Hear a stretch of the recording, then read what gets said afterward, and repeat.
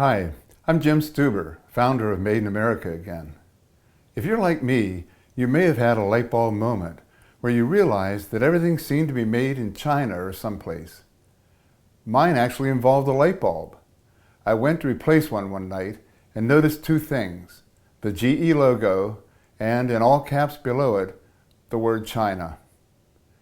Like me, you may have been thinking that may be causing a problem.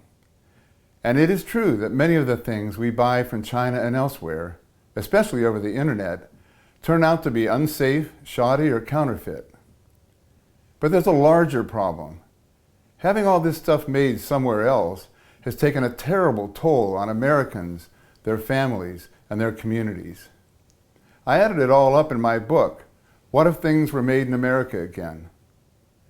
We have seen a dramatic rise in so-called deaths of despair from suicide, overdose, and alcohol abuse that exactly parallels the explosion in our trade deficit with China beginning in 2001. And it's not just individuals, it's families and neighborhoods.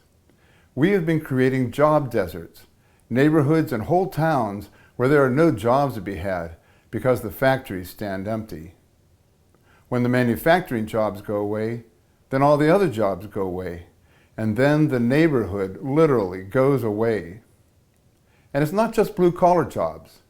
You can spend years getting an advanced degree in information technology or pharmaceutical research and be told on Friday not to come in on Monday because your job has been outsourced to India or China or to someone imported from there. All this unemployment has created downward pressure on wages across the board. We have created the first generation of Americans who are not better off than the previous. We are destroying the American dream. But what to do? Fortunately, I had another light bulb moment.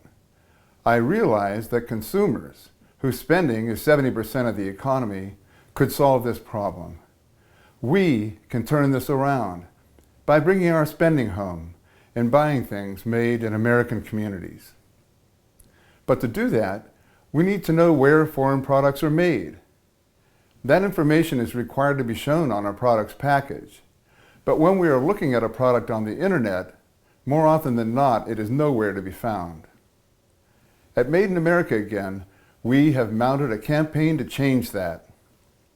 We are pursuing enactment of a federal law that would require that descriptions of foreign-made products on the internet prominently display the country where the product was made and where its manufacturer is located. Enactment of this law will empower Americans as citizen consumers to use the power of our wallets to support communities across America by buying products made in those communities instead of China or somewhere else.